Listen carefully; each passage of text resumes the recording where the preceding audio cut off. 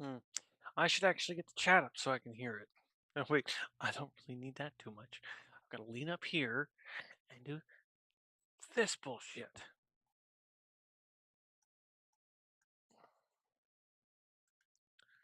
Honestly, I am so pissed off at Windows right now.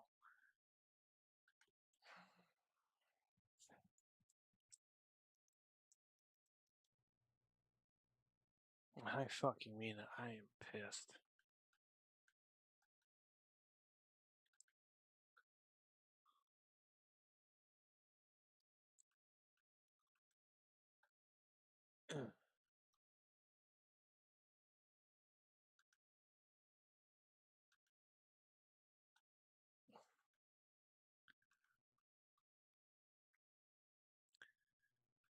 Fucking bastard sat here and made it to where wireless mice are disabled for the shit that I run.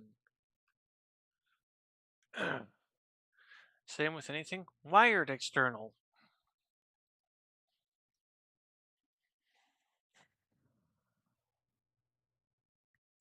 And then he's created so much issue whenever there's a new fucking update.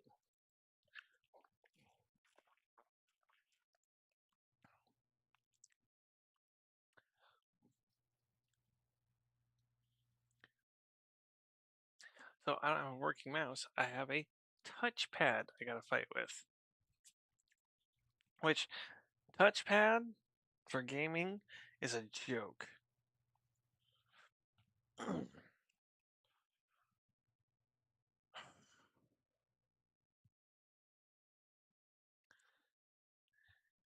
just wanted to be able to enjoy myself tonight.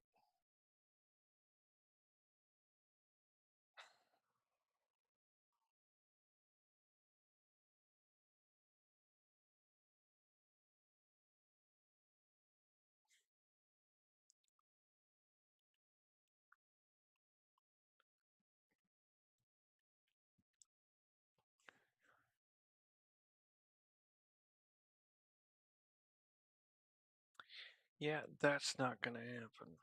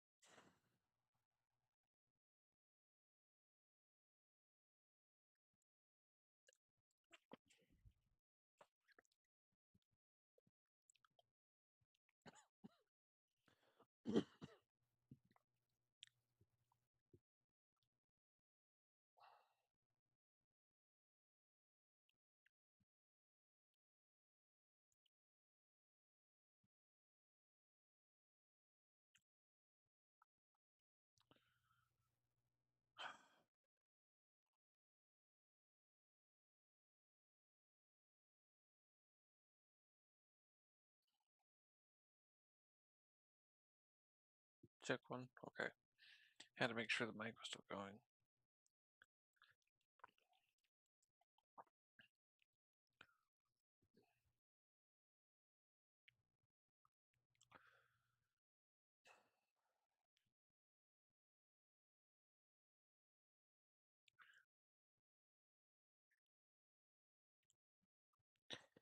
I want to fight with it, but I don't want to fight with it. I think I'm going to, just so that way I've got something to fucking do.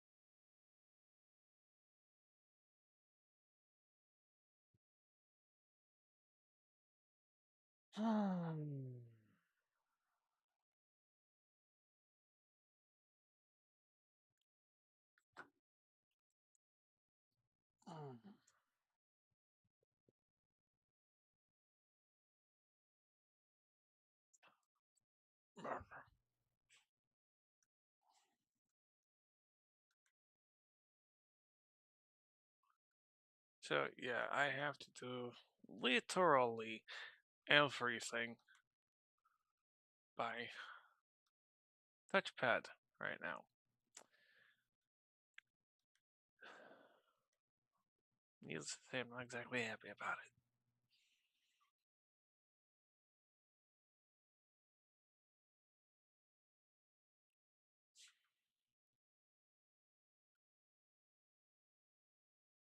Uh,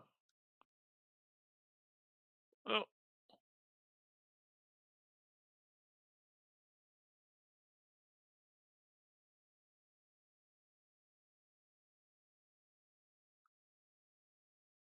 one day ago. Yeah, because last night kinda didn't get that much done, did it?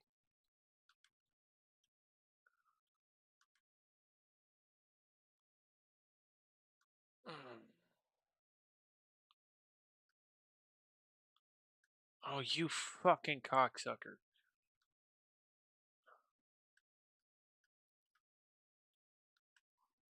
We've got a lot to discuss on this episode of League. I didn't tell you to start.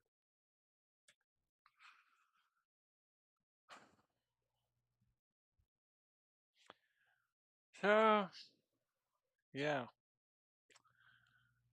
Welcome to my health of the day.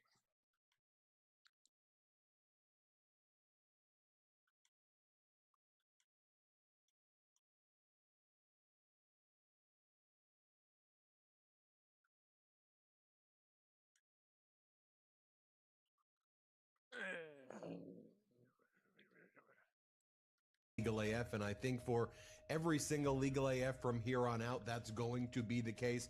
We are going to be very busy. The Department of Justice released purportedly 3 million of the Epstein documents and records on Friday.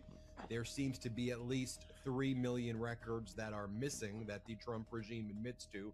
We don't know if it's more than that, but I'll tell you that there was some bombshells in what was already produced, but I could tell you from an experience as a litigator, usually after people resist producing documents, then turn over a first tranche of a doc dump that's usually used as a moat to hide even worse stuff. And the stuff in this tranche is bad.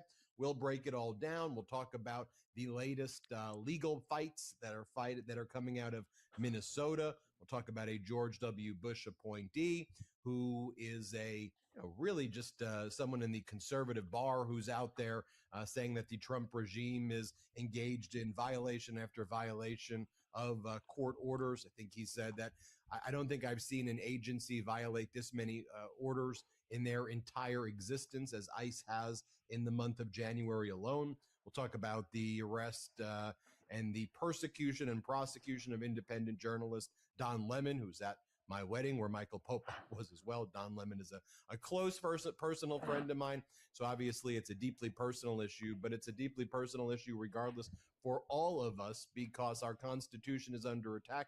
Our First Amendment's under attack. He was reporting as a journalist. Our Second Amendment is under attack. All amendments are under attack, frankly. We'll break that down. Then we'll take you to Fulton County, where the Donald Trump FBI raided the Georgia election offices and they took all of the 2020 ballots despite multiple recounts, despite Donald Trump clearly losing in Georgia in 2020 and in Fulton County.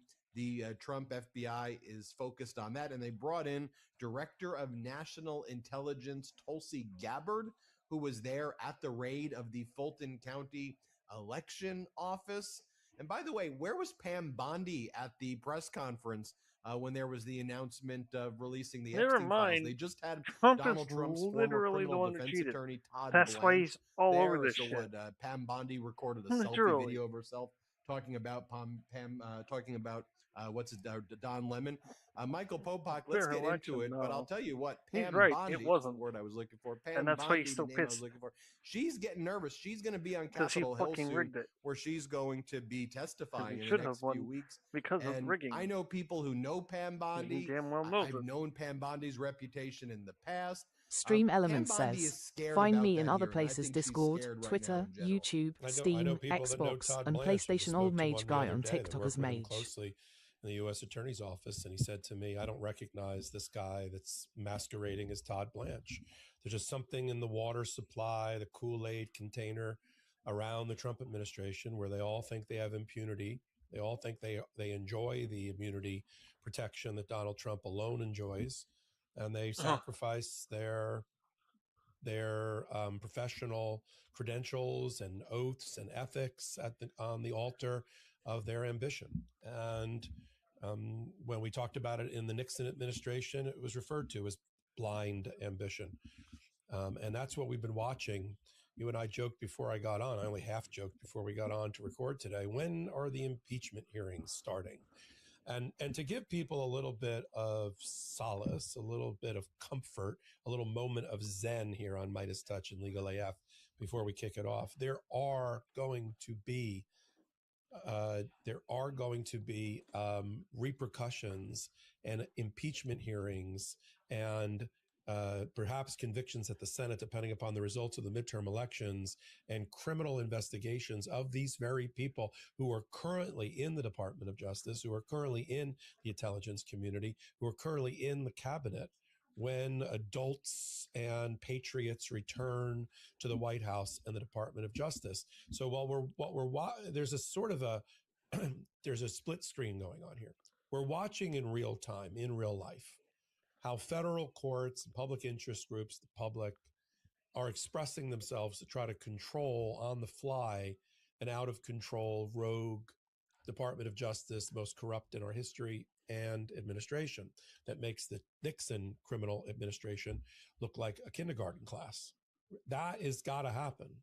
We got to chop that wood. We got to do those cases. We got to bring in court 1,000 times. We've got to get the orders from judges like Judge Schultz that we'll talk about today, Judge Menendez, who we'll talk about today, Supreme Court, and all of that.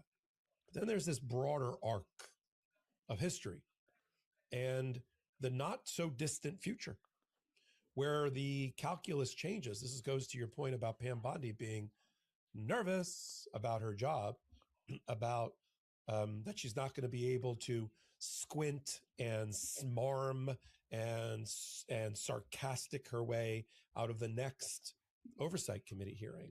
Neither will Todd Blanche, neither will Tulsi Gabbard, neither will you fill in the blank. So the Zen moment is that the things that are happening, there's going to be a whole nother wave of lawsuits, by the way, for people who actually whose civil rights, civil liberties have been violated. Some mortally violated, like they're dead as a result. I just saw Donald Trump post in social media that and look how commercial and transactional he is. Alex Preddy's stock is dropping because I just saw a video. Alex Preddy, who was murdered and executed on the streets, his stock has dropped about as low as it can go because federal forces killed him in the streets as a citizen. But this is how he talks about things. His stock is dropping because I saw another video of him kicking a tail light, and apparently in the Trump world, that is a death sentence. And so people are watching. You and I talk about the polls consistently and where people are in voting. But Judgment Day is coming. And where blind ambition meets Judgment Day, we're going to be there for it. So right now we're talking about this second wave of lawsuits and pressure, outrage that's being brought by our community here that you built with your brothers and me and all on Midas Touch and on Legal AF. The public outcry at what's happening in Minnesota is working because it's making them change policy. And so we got to continue that firepower that only comes from a united America against the president. And then we go into the next wave, which is the civil rights and civil liberties lawsuits. And then we get to impeachment hearings. And then maybe we get into criminal prosecutions in 2028 or beginning of 2029. First, let's talk about the release of approximately 3 million Epstein documents. I say purportedly because there's no report about chain of custody, and we don't really have a sense if what's being produced is what it purports to be because it's been handled so horribly. But it's 3 million Epstein documents produced on Friday. Let's talk about what's missing. By the admission of Trump's DOJ, 3 million more Epstein documents that they're withholding. They're supposed to prepare a report to explain their redactions and what they're withholding. Todd Blanche held a press conference where he didn't really explain why, other than he said it was just these 3 million that met the criteria of the Epstein Transparency Act. We know from prior court filings earlier in the week that the Trump DOJ planned to withhold documents on the basis of purported privilege claims, attorney-client privilege, executive privilege, deliberative privilege, work product privilege. And so some of the most significant memos, internal correspondence between FBI officials with each other, United States attorneys, AUSAs with each other, may still be withheld. Drafts of indictments, the deliberative process, the drafts, the emails that weren't actually sent, or the internal communications. A lot of that may be withheld. Also, from what was produced, we know that these survivors are absolutely livid because their names appeared prominently on a lot of the documents, and their personal identifying information was outed. And the Trump regime was trying to use them to say, this is why it's taken so long since last February when we said the files were on Pam Bondi's desk, because we were protecting them. But their names are out there. I'm not going to post those files right here or those emails, even though some of the survivors gave us permission to do it, because why bring more attention to their names? And they probably have lawsuits that they can file for the violation of the Epstein Transparency Act with their names released. So it's been very, very sloppy. It's been very malicious towards the survivors. But also there were some very revealing moments. And we'll turn it over to you, Popok, to discuss those. But Elon Musk's name appeared over 1,400 times, with emails to Jeffrey Epstein saying things like, I want to go to the island on the wildest day. Can you give me the wildest party day? You have Howard Lutnick, Donald Trump's Commerce Secretary, who's said publicly that he only saw Epstein one time in 2005, because Epstein lived in the townhouse next door to him in New York City. And he said that Epstein's representatives, Lutnick talking about the ages of his children who were with him on a trip, and if they were going to go to Epstein's island and what days to show up there. They were like almost confirmation emails that the trip happened. There was Epstein giving $50,000 like in 2017 to some award that Howard Lutnick received to like get a table or to like help promote Howard Lutnick's award. I mean, really $50,000 to a billionaire. It's ridiculous in and of itself. You have messages talking about each other's nannies, and Lutnick's nanny appear, the name of Lutnick's nanny. And so you have Lutnick's name appearing. You have Donald Trump's name appearing over and over again. There was that one document, Popok, that we put out right away on the Midas Touch Network that the DOJ removed, and it talked about all of these heinous things that Donald Trump, these allegations, let's be very clear. We're not sure if they're corroborated or uncorroborated, but it's certainly suspicious when the DOJ takes it down right away with all of these allegations about Donald Trump and calendar girl parties with underage girls, and they removed that right away. There's FBI 302 reports that reference Donald Trump and victims of Ghislaine and survivors of Ghislaine, talking about how Ghislaine would show these girls off to Trump, at Mar-a-Lago and elsewhere, as though they were for sale to him. There's a 302 report that basically describes that. And so there was some revealing documents in there, Popok. But what was your overall analysis of these files? Well, let's start with it. First of all, let me back up for a minute. Sometimes we get lost in the document production. The document production was never going to be enough. And people constantly talking about the 3 million versus 6 million versus 10 million. That's just the tip of the iceberg in terms of what should be happening here to bring justice and dignity to the victims. To the Trump administration, its Department of Justice, this is all just about documents being produced. And they're willing to have that fight with the American people because they're framing it as a document production. It's a phrase you and I use all the time. In 35 years of my career, I've done and been responsible for thousands of document productions, one way or the other. It's not about document production.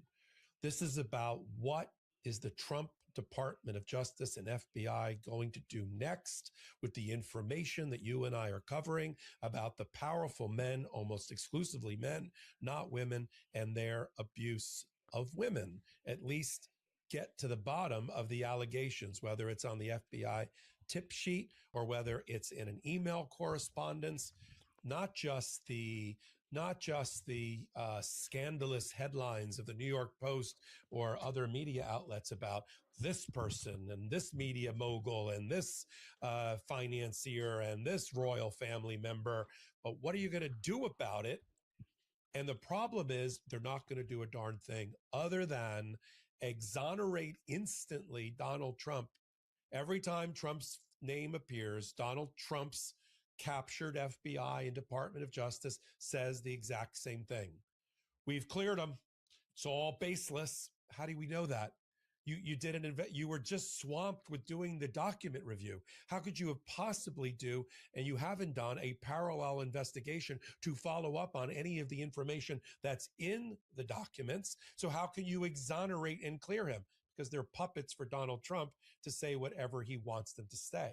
And it got so bad that when a reporter asked Todd Blanche during his presser the other day, when he was covering everything from Don Lemon to Tulsi Gabbard, and it came to the Epstein files, he looked chagrined and perplexed. I don't understand the premise of your question. What do you mean, will we now know with the 3 million, the men who abused women? I refute the premise of your question. I had Lisa Phillips, who's a client of mine and also an Epstein survivor, who is out in the forefront with her courage, react in real time to that press statement. We have a clip of it right now. Let's play it. When one intrepid reporter asked Blanche the question, which was on everybody's mind, which is, with what you've released, which is not in its entirety, we'll save that for the last part of this interview, and how you feel about the fact that it's likely not in its entirety, and yet they've said done. The reporter asked, well, with what you have released, will we see finally the names of men who sexually abused these girls and women? And he acts like this is a Martian who's speaking in some dialect he does not recognize. Play the clip. You said this is the end of the Epstein, of your review of the Epstein files. So just to clarify, is the public going to learn the identities of the men who abused the girls with the information that you're releasing? And if not, why not? And then I have a quick follow-up. I mean, you just baked in an assumption into your question that I have never said and I don't know to be true. Is the public going to learn about men that abuse these girls? Like, what does that mean? I mean, I don't understand what that means. Well, I mean, they're the men who abused the young women through Epstein's, Look, we said in July, and it remains as true today as it was in July. If we had information, we meaning the Department of Justice, about men who abused women, we would prosecute them, right? We talked about the work that we're doing. That's why I said that. I said this earlier. There's this built-in assumption that somehow there's this hidden tranche of information of men that we know about that we're covering up or that we're choosing not to prosecute. That is not the case. I don't know whether there are men out there that abuse these women. If we learn about information and evidence that allows us to prosecute them, you better believe we will. But I don't think that the public or you all are going to uncover men within the Epstein files that abuse women, unfortunately. Are you okay with that response? No, I'm sickened by it. I'm so sickened. I'm actually like shaking right now. I want to fucking cry. Like Yeah. it makes me so sick. And then has a wedding ring on. Like, real? How does he go home to his wife and the wife can look at him in his face and actually say something like that? You know, the wife knows. You know, it's like this is disgusting. I'm looking at the files right now that says names. Names. So what is he saying? There's no evidence of it. There's a girl who just in the 90s said that these men were there and there were sex parties. So how is he saying there weren't evidence? Yeah. So this position that we're just going to dump the documents, and we know from prior reporting and prior disclosures by the Trump administration, it's probably half of what they should have disclosed. I'll talk about that in a minute. But what are they doing to follow up on it? There's not only is there no promise by the Department of Justice that they'll do anything about it other than just do the data dump. They've actually now affirmatively said they're not going to do anything about it. They're going to shield their eyes and bury their head in the sand about it. And that is a major problem. On terms of the documents, I don't even understand how they go. You and I just did reporting last Saturday and during the week, or I did it at midweek, about letters sent in by the Department of Justice on Wednesday to Judge Engelmeyer and Judge Berman in New York, telling those judges that they are still in the process of reviewing the files, going through all of the different safeguards that they obviously did not follow to protect victims, that it's taking longer. 500 people are involved in the review, but they will be produced in the near term. And 48 hours later, the near term was here and all the documents came out.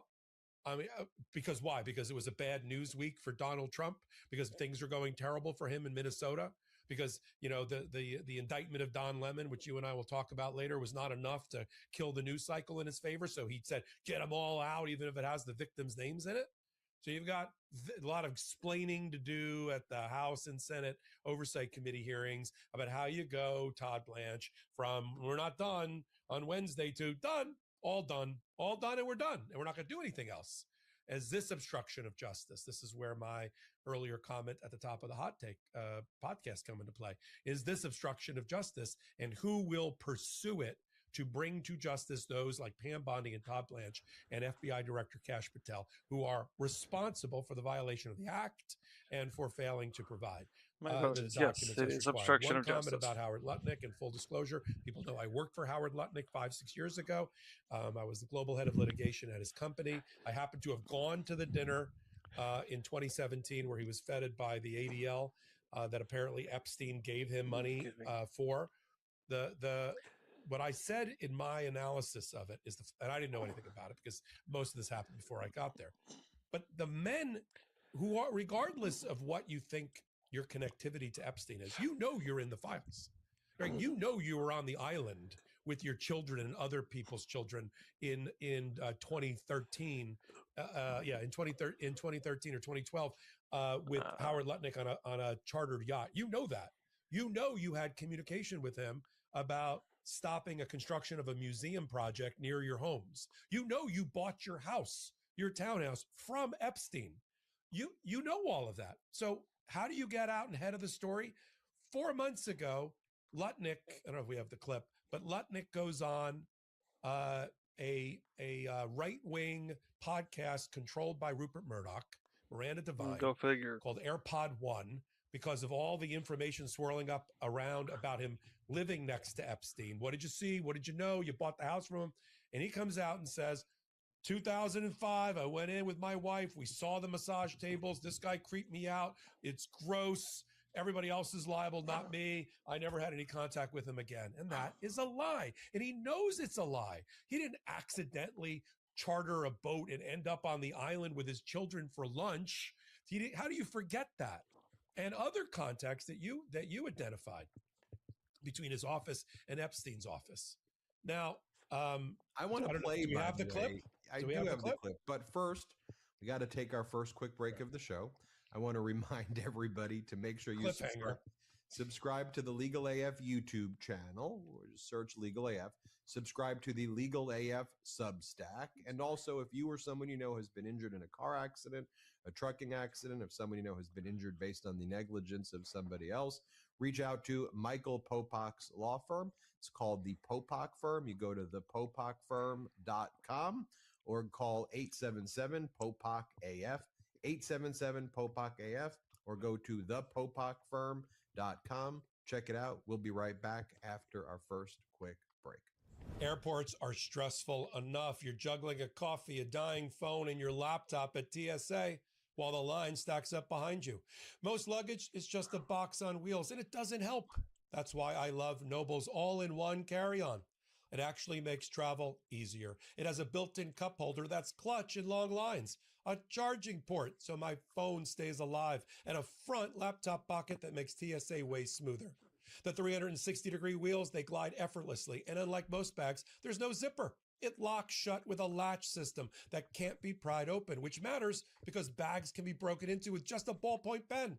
I went with the jet black color, and it looks sleek enough to turn heads. Even if you're not flying first class, your luggage looks like it is. Noble gives you real travel peace of mind, security, design, and convenience all in one. They're the #1 top-rated luggage brand on Trustpilot. And every suitcase comes with a 100-day money-back guarantee, free 3-day express shipping, and a lifetime warranty. Upgrade to luggage that looks better, lasts longer, and travels smarter. Head to nobletravel.com for up to 46% off your entire order. That's NOBLtravel.com for up to 46% off. After you purchase, they will ask you where you heard about them. Please support our show and tell them that our show sent you. I feel like I'm constantly compromising on comfort. I'll take a long flight for a getaway, wake up early for a workout, or stand around for hours just to get the best spot at a concert. We give up comfort every day. Don't let style be another reason. Mack Weldon's Ace collection makes it effortless to look put together while feeling truly comfortable. Their new Ace line, inspired by their best-selling sweatpants, combines everyday comfort with long-lasting and confident looks. Upgrade your collection for the new year with new bomber jackets, half zips, sweats, crew necks, and more at MackWeldon.com and get 20% off your first order of $125 or more with code LEGALAF. Look, I've been wearing the Ace collection nonstop. The sweatpants, half zips, and crew necks are crazy comfortable, but elevated. The materials feel soft and flexible. The fit is clean, and they look like regular clothes, but feel like the latest in modern comfort. Honestly, it's a confidence boost knowing I look good without even trying. Looks like a blazer, feels like a sweatshirt if you're lucky enough to grab one while they're in stock. Mack Weldon balances classic pieces with updated details to keep you looking sharp. Not flashy, just classic, always in style, and made from the world's most comfortable performance materials. Easy to style and versatile looks you don't have to think about. With the Ace line, ease and self-assurance have never been more comfortable. Mack Weldon's Ace collection, comfortable anywhere. Go to MackWeldon.com and get 20% off your first order of $125 or more with promo code LEGALAF. That's MackWeldon.com, code LEGALAF. Welcome back to Legal AF. Thank you to all of our sponsors who make the show possible. The discount codes for those sponsors are in the description below. So, My younger brother Jordy spends a long time with those sponsors to get you yay. the great discounts there. So check them out. It also supports our show. Popok, I'll let you take it away. Yeah, absolutely. So, you and I all watched it 4 months ago. The information swirling around about conflicts of interest with Howard Lutnick and buying his townhouse from Epstein or from a group that was controlled by Epstein. He decides to go on his own. Nobody told him what to say. No one scripted it. And he decides to separate himself from Epstein and say how disgusted he was and grossed out he was and massage table. Oh my God. And then throw Democrats under the bus while he's doing it. Knowing he had to have known that one day the Epstein files were going to come out, and his email, or the email exchange about, hey, I'll be in your neighborhood near the island with a bunch of other people and my children, and here's their ages. Let's meet for lunch on the day before Sorry, Christmas. Popok. Great, let's do it. And other Probably things didn't. connecting him to Epstein years after he says he no longer had any contact. One comment after we play this clip. He was reached for comment about him being in the Epstein files by the New York Times or other reporters, and his response was, I've had zero contact with him. Click, as if that magical thinking of hanging up the phone was going to stop the reporting or the story. Let's play it. He was your neighbor for 10 years. How well did you know him? All right. So we are in number 11 and he lives in number 9. Right. So we renovate, we buy our house, and our house is pigeons and mice. Right. Okay. It was derelict. Right. So we rebuild our house. We move in 2005. Okay. Jeffrey Epstein is arrested in like 08, I think, something like that. Right. So Derelict. knock on the door. His assistant on like a Saturday says, Sounds like Mr. abandoned. Epstein, your neighbor would like to invite you over for coffee. So my wife and I go next door. We walk the 7 steps, Yes. right, to the next house for coffee. We share a wall. Right. Right. So it's in New York City. So he invites us in. We have coffee in this, and he says, do you want a tour? We said, great. He's Interesting. got a really big house. Every room you went into? He's got, well, I'll tell you. So his house is like super big, really wide. And so he gives me a tour in the living room, big living room. And then across from it is double doors. I assume it's the dining room. Yeah. And he opens the doors and there's a massage table in the middle of the room. Ooh. And candles all around and stuff. So I ask very insightful, cutting questions. I say to him, massage table in the middle of your house? How often do you have a massage? And he says, every day. And then he gets weirdly close to me. Ooh. And he says, and the right kind of massage. Ooh. Now my wife is standing here. So she looks at me and I look at her and we say, I'm sorry, we have to go. And we left. And in the 6 or 8 steps it takes to get from his house to my house, my wife and I decided that I will never be in the room with that disgusting person ever again. You're So I was lying never in the like room with him crazy. socially, for business, or even philanthropy. That guy was there. I wasn't going because he's gross. You're full of shit. Except 7 years later, when he arranged to charter a yacht and go with another family with all of their children, including the 2 sons that are now in their 30s and run his company, to spend the day and lunch on the island and other connectivity. Let me ask you something, Ben. He knows he's in the files. These other men know that they're in the files, whether it's the media baron out who's running the Olympics out in California, or it's the Royals again, or others. Why don't they get ahead of the story and tell the truth? Do they just think it was going to be buried forever? These are the same guys who hung out with Jeffrey Epstein. So you're asking, why are people who hang out with the leader of a child sex trafficking ring, why do they behave certain ways? These are sick individuals. I can try to give you deeper. I mean, these are sick, sociopathic, deeply disturbed individuals.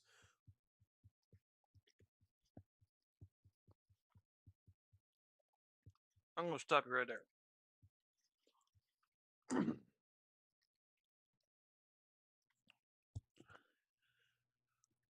These people are not exactly sociopathic. They exhibit signs of sociopathy, yes. And I will not argue that whatsoever. But originally, the issue that's wrong with these people had the diagnosis and name of megalomania. And yeah, every single one of them has a form of personality disorder. Not every single one of them is NPD. You're going to have your antisocials. You're going to have your actual sociopaths who literally don't feel.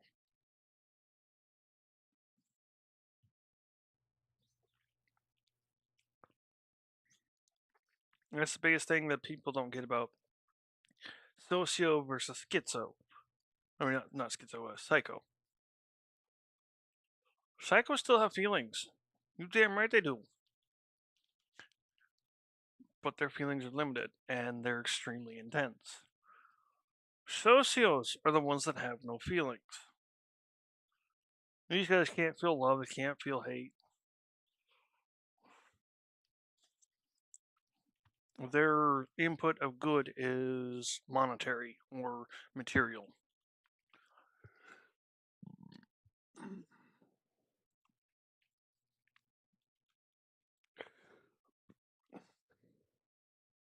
As to where narcissistic personality disorder people, that is not their how they view value.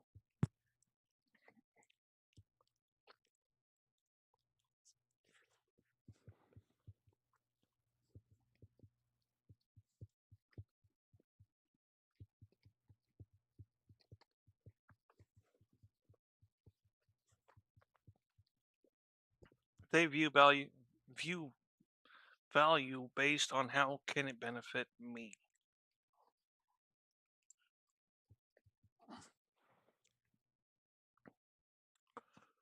Which is where there are several narcissists that will do things that sociopaths will not do.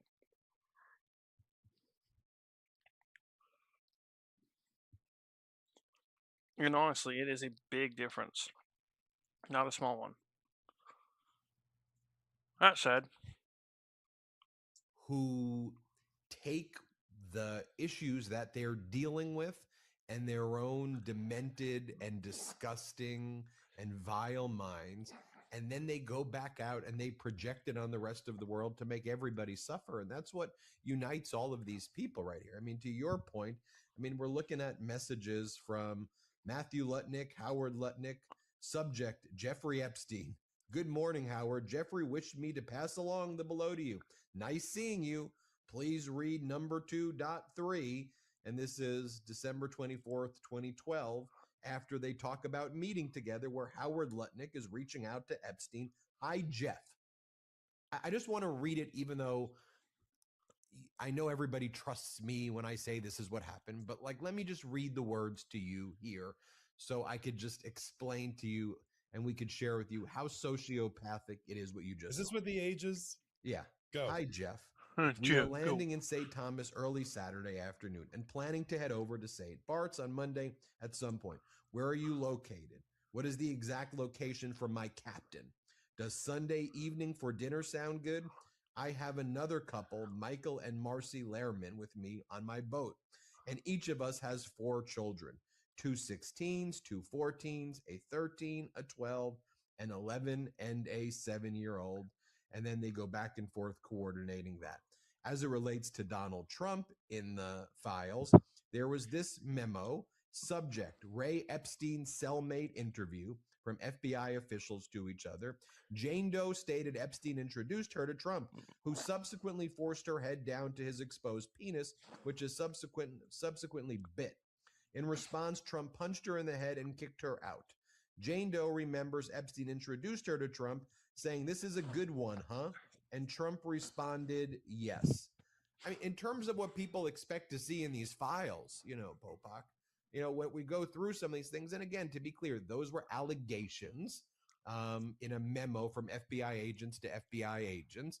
The correspondence from Lutnick to Epstein, those aren't allegations. That's what he wrote. This is Lutnick's message to Jeff. Hi, Jeff. After you saw him say he was disgusting. So to your point, Popak, I could try to get into the mind of a sociopath, but I need not. These are bad people who were part of a cabal together, who did bad things, and who right now in 2026 are continuing to do bad things because they're bad, evil people. And the question is, what is the point of a court system and law and order if bad people are not held accountable? In Brazil, their bad leader who led an insurrection, Bolsonaro, got put in prison basically for the rest of his life. And when he tried to escape, the Brazilian Supreme Court went out and personally arrested him. Our Supreme Court in the United States, which was supposed to be a more modern democracy or whatever the hell you want to say, gave him absolute immunity. It gave Trump absolute immunity and said, "You're a king," basically. when our whole constitution was against kings and against absolute immunity. So at some point, we have to ask ourselves, there's no logic to it, Popak, other than these are sociopaths. Lutnick gets on, he lies. Elon Musk lies. These are lying liars who lie every day when they breathe. And it's Trump, all these people. I mean, you have Elon Musk appeared 1,400 times, and his emails are, and when he said, I've never been to the island, and, he said all these things about other people on the island. And I don't know, he or others were like reposting fake lists of other people who weren't actually on the island many months ago. When Elon Musk is in emails asking Epstein, when's the wildest night to go on the island? When's the wildest night? Well, anyway, let's just talk Todd Blanche for a moment, because you showed that. Let me share this with you, though, as well. You showed the Todd Blanche clip before the break. Let me just share with you. This has Todd Blanche right here at the press conference admitting, just so people can hear it in your own, hear it for yourself, that only 3 million of 6 million collected have been produced.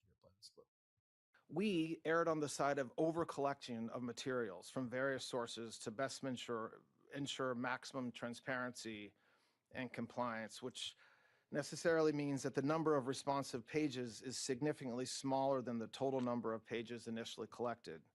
That's why I mentioned a moment ago, we're releasing more than 3 million pages today and not the 6 million pages that we collected. That's not what the law says. Now, if you want to prepare a report that talks about the deduping that you did, removing duplicates or removing inadvertent collection of files that weren't actually the Epstein files, prepare your report and lay that out. But I don't know what you're talking about, that you ingested 6 million and you're only producing 3 because you erred on the side of over collection. You should err on the side of what the law is. And the law is you go to the SDNY, you go to the Southern District of Florida, you go to the Treasury Department and various other people who have Epstein files. You take it. All you do is you redact the victims' names and the survivors' names and their faces and other personal identifying information. You produce it. It's actually a relatively easy task that they're trying to act like it's the most complex thing ever. There's a bigger problem, though, Ben. Bigger problem. And the use of the term documents versus pages. You and I report, it's worse.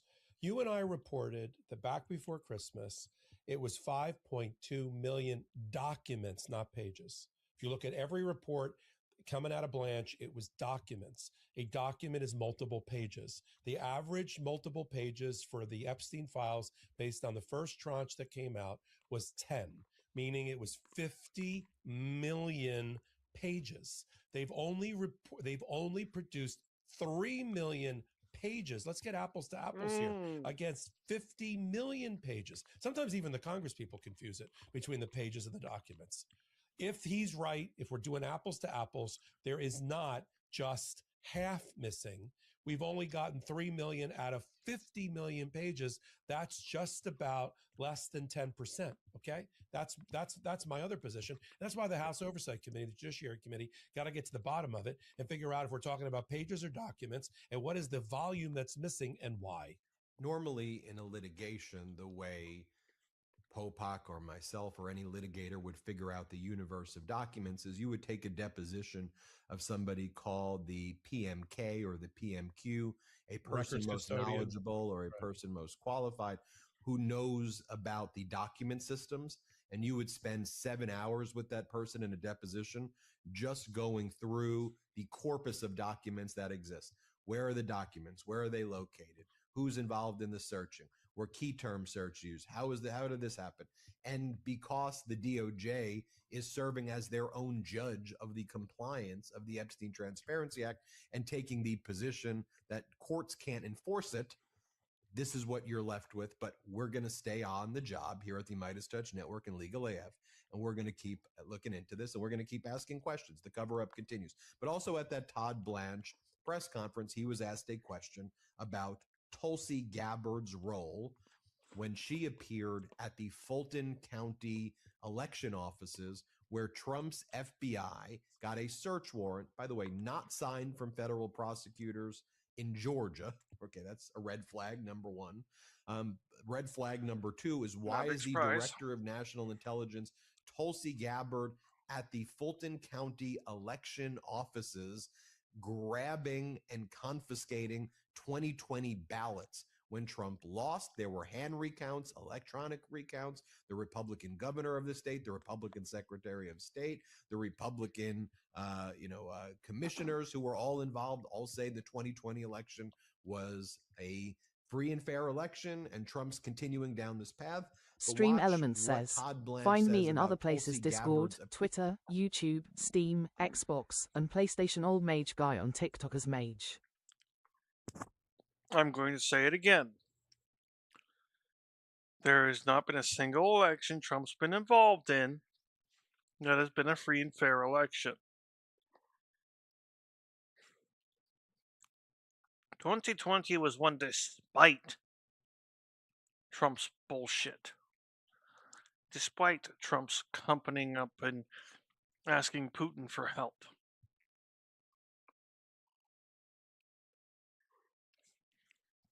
So no, it was not a clean and fair election.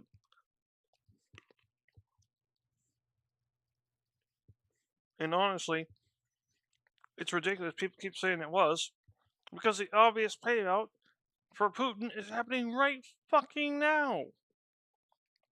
The America's staying the fuck out of Ukraine. Moreover, Donald Trump's helping Putin.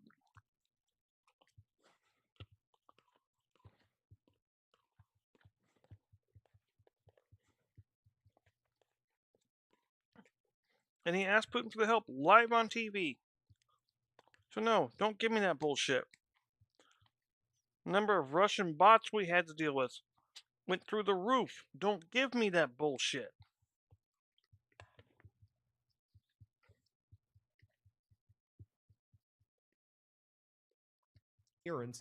At the Fulton County offices where the election ballots were taken. Here, play this clip. To follow up on that, regarding Fulton County, can you explain Tulsi Gabbard's role in DOJ activity? Could you please explain Tulsi Gabbard's role in DOJ activity regarding the Fulton County search? What do you mean her role? It was reported that she happened to be present in Atlanta. I mean, yes, I saw the same photos you did. I mean, she doesn't work for the Department of Justice or the FBI. She's an extraordinarily important part of this administration. This administration coordinates everything we do as a group, and so I think her presence shouldn't be. There shouldn't be questioned. Of course, I mean, that's a big part of her job, and so the fact that she was present in Atlanta that day, is Sniveling a little bitch. Is something that shouldn't surprise anybody. She just happened to be there. She was just hanging out. That's what they're saying. Just hanging out, Popok. All right, let's talk about Tulsi Gabbard for a minute, who's on the hit list for impeachment when Democrats hopefully regain power at the midterms. Tulsi Gabbard is irrelevant. Tulsi Gabbard knows that she's irrelevant because, let's use an example. The capture of Maduro during an attempt to take over the oil fields of Venezuela and take out its leader and send him to New York. Up on the stage were all men. No Pam Bondi, even though this was claimed to be a law enforcement proceeding or action. No Tulsi Gabbard from the intelligence community. Her underling, John Ratcliffe of the CIA, is there. Secretary of Defense, Secretary of State, they're all there. But Tulsi's not there. In fact, on or about the time that they were operating to take out Maduro, which should have been part of her job, where is Tulsi Gabbard? She's in Hawaii at a yoga retreat, sending the world a message of peace and love. In fact, we have the Instagram posting when she should have been in Washington during this meeting. Okay, so there she is in some sort of yoga pose instead of doing her job, having and sending out messages of peace during a war effort by Donald Trump. Okay, this is the second time she's been tin-eared about things that she has said. While Donald Trump was about to bomb Iran, she comes out and talks about the horrors of bombing in Hiroshima at the same time. And the reporting was that Trump called her on the carpet, literally in the White House, and said, get on board and stop promoting your own agenda and running for president, or you're not going to be in my administration any longer. So she must have got the message. Now she, like Pam Bondi, is like scrambling around for something to do. So they send her to she sends herself to Fulton County, Georgia, to stand there with a cosplaying baseball cap again, like from the Christie Nome collection, to watch the raid of the Fulton County documents from 2020. Let's talk about Fulton County for a minute. Besides the fact that violates law, and senators and Democratic Congresspeople are getting to the bottom as to why Tulsi Gabbard, in violation of law, is involved with local law enforcement activities as the director of national intelligence. And their comment to the press corps was, she's going to continue to make our elections safe. Now look, bullshit. Donald Trump didn't win Georgia, but he was certainly not going to win Fulton County, which is where Atlanta sits, where he lost by over 70%. Even if you thought there were fraud, let's just give a number that's never happened in history, 5%. Okay, the most fraud we've ever had, as every independent entity has ever looked at it, is in the 0.01 percentile. Let's just say 1 percentile. Make it 5%. He still loses by a landslide in Fulton County. His buddy, who got some sort of presidential award, Rudy Giuliani, he is on the hook for $158 or $160 million defamation and libel judgment because he went after 2 election workers, Ruby Freeman and Shay Moss, and claimed that they were switching votes from a box underneath their table. Right now, we're back to the Venezuela software and the Venezuela manipulation through Dominion and Smartmatic of votes in Fulton County. Billions of dollars of settlements have been paid or adjudged as a result of these very same allegations. Lawyers have been convicted and lost their law licenses over it. I mean, so allegations that are purely based in projection for performative theater to go send in somebody to go raid Fulton County about 2020. And then, like you said, to send Tulsi Gabbard in and somehow argue that this is a national security issue for which she has responsibility or part of her remit. Donald Trump had a cybersecurity entity that was responsible for ensuring our elections were safe. And he immediately fired that person and killed that office when he got back. You know, he fired that person in 2020, Chris Krebs, who testified that 2020 was the most safe and secure election in the history of America. Fired. And then when he got around back into office, he dismantled the cybersecurity office that he created to help secure elections. Because just to be clear, so people have on our audience truth, understanding, and true facts, when Donald Trump and MAGA talk about voter fraud, just translate that. We can use the legal AF decoder ring. Don't get me wrong. The interference wasn't through voter fraud. Taking away your right to vote. They want to suppress the vote. They want to use the excuse of voter fraud to do it because we don't really have voter fraud problem in America. The interference was through influence. We've never had. We never will have. Multiple we have too many influence competent campaigns people from in Russia. 50 states at the state level that are running their elections properly. When we talk about election interference, it's not from the equipment standpoint and the vote counting standpoint. We talk about election interference in bad people and bad governments and government agents around the world who troll America and try to brainwash America through social media postings, now through AI and other things, to try to get them to hate Hillary Clinton or like Donald Trump or like they did? Joe Biden's mentally incapacitated or on both sides, but mainly against the Democrats. And that's what we talk about. We talk about election interference. But Donald Trump wants to continue to rewrite that chapter of history that made him out to be an insurrectionist and impeached. Election interference and so he's happened. going after John Election Brennan, fraud head did of the not. CIA, in grand juries down in Florida. Not yet, at least. Hasn't happened yet. He's going after the intelligence community. He's going after the Clintons. He's going after Barack Obama. He's going after Fulton County because he wants to use his Department of Justice, FBI, and intelligence community while he still has them under his command and control to help rewrite these chapters of history. The reality is these chapters are not being rewritten. Maybe in the dark red states, you know, their textbooks may read something differently. But to the historians of the world, to generations of the world, this is the most corrupt and failed presidency that we've ever had, especially in year one. We see it. The public sees it. The polling sees it. The judges see it. Everybody sees it. But Donald Trump's going down his list of things he wants to do. He knows his time is running short. I mean, the thing that scares the crap out of Donald Trump, even though he won't admit it, is that he's going to get impeached again at the midterms. So he knows his time, and he's going to be the lamest of lame duck presidents in another. It's hard to believe we can finally, the light is at the end of the tunnel, just months away to an election. And when that happens, and in 2027, when the impeachment proceedings, I mean, you and I will be, we can make we're going to have to create a channel, the impeachment, Legal AF impeachment channel, where we're just going to do articles of impeachment and the impeachment proceedings against all of these people. Okay. Justice is coming. And I know we say that a lot here, but it is coming. We're just at that moment now where right before the ebb, we're moving towards, we're moving towards that. But this Fulton County thing, this is just a performative bullshit art piece that should be completely ignored, except for violations of law.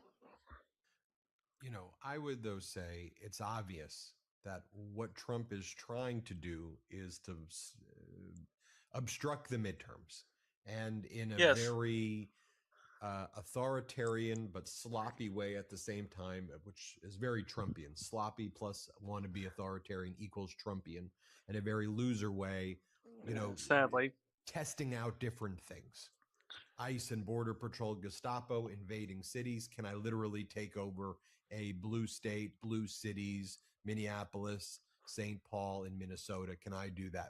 What's the reaction going to be if I go into Maine and do an invasion there, use Somalians as pretext? Let me try to blame the Armenian community in California and say that, use that as a pretext to go and attack California. Obviously the efforts with trying to gerrymander the country to pick up seats backfired on Donald Trump. Thankfully, California Governor Gavin Newsom with Prop 50 pushed back using his formal and moral authority against Trump. Democrats were able to basically neutralize the Texas play, and then Trump went to red states. Democrats, like they're doing in Virginia, are showing you do it, we do it. And then because gerrymandering in general is unpopular, especially the way MAGAs are doing it by not putting it on a ballot, but forcing it through a legislature, you've been able to neutralize that. In fact, Democrats look like that they're going to actually pick up seats as a result of Trump's mid-decade redistricting dummy mander play. And so to me, I'm not quite even sure if the Trump regime people know what they're doing with these ballots yet, other than they got an order for Donald Trump, take it. Come up with something, take it, and then we'll figure it out. But what they want to figure out is a way to overthrow the midterms and to create a pretext for it. So, and my, not that I disagree with you, Popok, but my thought is we need to look at that space very seriously. I can't pause video at the moment. That this is a play to shut down, but I know what's going to happen. The results or to rig the midterms, because he's going to grab a bunch of results that says and all the stuff that it, Trump's doing is not, he's not inventing these things and say that he won. Sociopathic authoritarians throughout history have engaged in this type of conduct. That it was a Democrat. And Trump is doing this playbook. And America, our Constitution, and what we used to mean to the world was the opposite of what was really the sad state of human condition, which was sociopathic authoritarians who hoard power and use it to inflict pain and torture on the people and to suck up all the resources for themselves and their oligarchs. And so we just need to be very focused on that stuff. Wait, before you take your break, I like the connection you're making. I'm here make one comment about it. Let's see whether you believe me or not. I agree with you. It's going to happen. It's been a practice run for this administration, dress rehearsal, the use of the National Guard on the streets of America. Freaked out so many people that a federal judge, Judge Breyer, who's the brother of a former Supreme Court justice, gave a scenario in his own order against the National Guard's use, saying, what if a president claims that there has been voter fraud? Could he use the National Guard to seize voting machines and stop an election? Now that sent a chill down everybody's spine. So when we see him practicing on Americans, as he once said during his address of military generals and brass at Quantico, when we see the use of the National Guard, when we see the raiding that is going on, not just in Fulton County, Georgia, but soon to be in other places, you're right. This is a dress rehearsal to see what he can get away with, because he knows if people are able to vote in their interests based on polling, it's going to be a landslide against MAGA and his legacy in several months from now. You're right. It's a total dress rehearsal. Let's take our last quick break of the show. A reminder, if you or someone you know has been injured in a car accident, a trucking accident, injured based on the negligence of somebody else or a third party, a company injured you, an employment case, sexual assault or harassment case, call 877-POPOC-AF or go to thepopocfirm.com. Call or text 877-POPOC-AF or go to thepopocfirm.com. That's Michael Popoc's law firm. He's got lawyers and staff across the countries who will take your call. The consultation is free. Don't be shy. And, you know, if you know someone who was involved like in a wrongful death case or some catastrophic injury situation, reach out. I mean, Popoc's firm will take the call. And I know you trust Popoc. So, you know, bring your case or bring your situation to Popoc and he'll help you. Also, check out Legal AF on YouTube. Go search Legal AF on YouTube. Bring that channel to 2 million subscribers. And also check out Legal AF on Substack. Damn it, I can't get to the Substacks right now. Okay, last break of the show. We'll be right back. We're going to talk about Don Lemon. We'll talk about Georgia Fort, who was also arrested, a great journalist as well. She was the vice president, or is the vice president of the National Association of Black Journalists, and DEA agents like swarmed her house. You know, Lemon was arrested, you know, by federal agents in Los Angeles. That's not the way this is supposed to go. First off, this whole thing is ridiculous and, you know, just completely authoritarian. But then even the way they handled the arrest is just, we'll break it all down for you. Let's take our last break of the show. Aging doesn't hit you all at once. For me, it showed up in small ways. Slower recovery after workouts, more stiffness, and energy that wasn't as consistent as it used to be. That's why I want to share with you Qualia Senolytic, a first-of-its-kind formula at the frontier of what's currently possible in the science of human aging. Senolytics are a science field revolutionizing aging. One big culprit behind that middle-aged feeling can be senescent cells, also called zombie cells, that stick around after they're useful and drain your body's energy and resources, leading to lower energy, slower recovery, and joint discomfort. Qualia Senolytic is a groundbreaking, clinically tested supplement with 9 vegan plant-derived compounds that help your body naturally eliminate senescent cells. You take it just 2 days a month to support better aging at the cellular level. It's also vegan, non-GMO, and tested by leading scientists. Since taking Qualia Senolytic, I felt more consistent energy support, less soreness after exercise, and a boost in productivity. It's helped me feel more youthful and energized. Experience the science of feeling younger. Go to qualialife.com/legalaf for up to 50% off your purchase and use code legalaf for an additional 15%. That's qualialife.com/legalaf for an extra 15% off your purchase. Your older self will thank you. And thanks to Qualia for sponsoring this episode. Have you ever bought something for your house that looked amazing in the store, and then you got home and immediately regretted it? Yeah, same. That's why I'd much rather shop at home, where I can actually see how things look. And that's exactly why I love 3-Day Blinds. They bring the showroom to you. There's a better way to buy blinds, shades, shutters, and drapery, and it's called 3-Day Blinds. They are the leading manufacturer of high-quality custom window treatments in the U.S. And right now, if you use my URL, 3dayblinds.com/legalaf, they are running a buy one, get one 50% off deal. They'll send local, professionally trained design consultants with an average of more than 10 years of experience right to your home, give you expert guidance and a free, no-obligation quote the same day. And if you're not handy, they design, measure, and install everything for you. Plus, you get thousands of options, from light filtering and blackout blinds to smart blinds that work with Alexa. And they've been trusted for over 45 years by more than 2 million people. Right now, get quality window treatments that fit your budget with 3-day blinds. Head to 3dayblinds.com/legalaf for their buy one, get one 50% off deal on custom blinds, shades, shutters, and drapery. For a free, no charge, no obligation consultation, just head to 3dayblinds.com/legalaf. One last time, that's buy one, get one 50% off when you head to the number 3, dayblinds.com/legalaf. Welcome back to Legal AF. Thank you to all of our sponsors. Once again, description, the discount codes are in the description below for those sponsors. My younger brother, Jordy, works hard with Popak and others to bring you good discount codes, and those sponsors support our show. So support those sponsors, and great products, great stuff. So just go and check it out. All right, let's talk about, this arrest of Don Lemon, especially in the context of Donald Trump's assault on the First Amendment, his assault on independent media, his assault on reporters who he doesn't like. In full disclosure, Don Lemon's a close personal friend of mine. He was at my wedding when he stepped into the independent journalist space. There was a time where I was speaking with Don Lemon maybe twice a day or 3 times a day. When he comes out to California, I was probably going to hang out with him, again in the next few days. He got arrested. But in the past, when he's come out to California, I meet up with him. Again, Popak was at my wedding. Lemon's out. These are my friends. Lemon's also someone who I've admired throughout his career. I always thought he was someone who spoke truth to power. I think, he would even be forced to admit, if he's allowed to admit it or not, I don't know, that, being in corporate news had its limitations and held back what you can say. But obviously with his independent platform, he's been able to, truly speak his mind, but he was always someone who was able to speak his mind thoughtfully before. But now it's been, certainly at a scale that I think certainly meets the moment even more than it did before.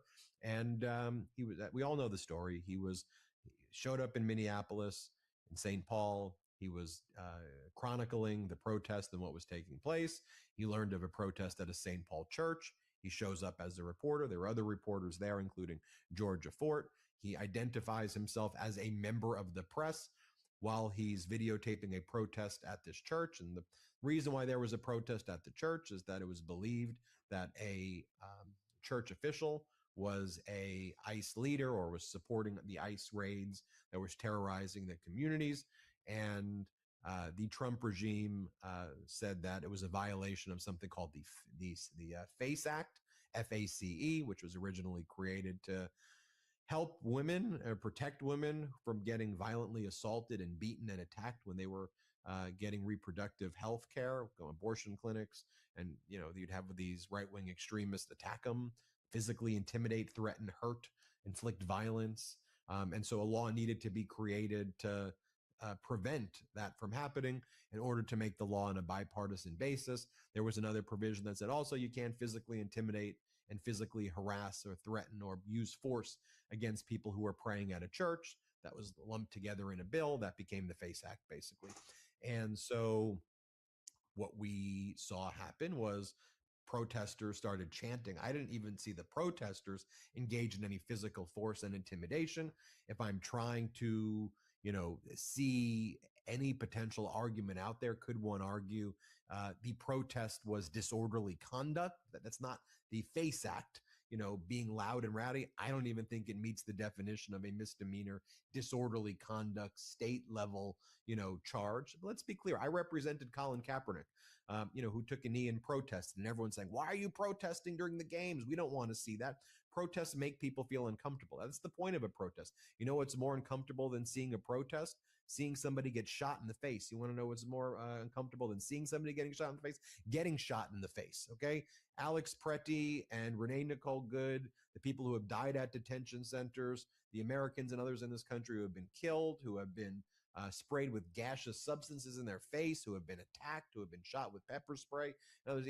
That's more uncomfortable, okay, than having people protest to bring attention to the terror and torture that's taking place. But in any event, if you want to say, hey, there's some sort of misdemeanor, disorderly conduct, it's a private space, even though I then argue churches should be open to everybody, whatever. But FACE Act, the federal law, says physical threats.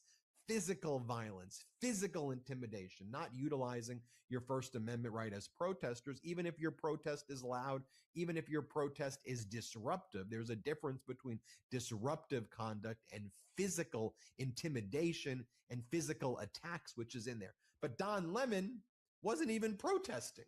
So I just want to make that distinction too, because I don't think the protesters engaged in any crimes, yet alone the Federal FACE Act crime.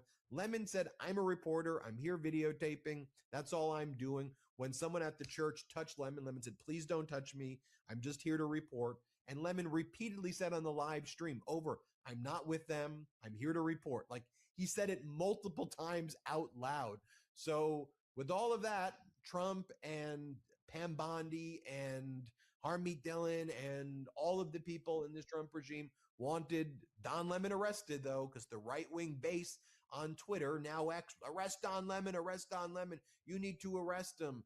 And I guess they figured that's a good issue for their base, which is post-Constitution, anti-Constitution, but they then go, Don Lemon, they try to get a magistrate judge to sign off on a criminal complaint against Don Lemon. That fails. They go to the 8th Circuit Court of Appeal. That fails. Popok, in a bit, you'll talk about this Judge Schiltz, who had to even send a letter to the 8th Circuit Court of Appeals. And this same judge is a George W. Bush appointee who's this past week said that this Trump ICE has violated hundreds of court orders already. In January alone, more than agencies have violated in their entire existence. That's what ICE has done, and he's never seen anything like this before. So the getting a magistrate judge to sign a criminal complaint, that fails. Then they go for this indictment. They somehow get an indictment, which we'll learn more about. Remember, they got indictments of Comey and Letitia James.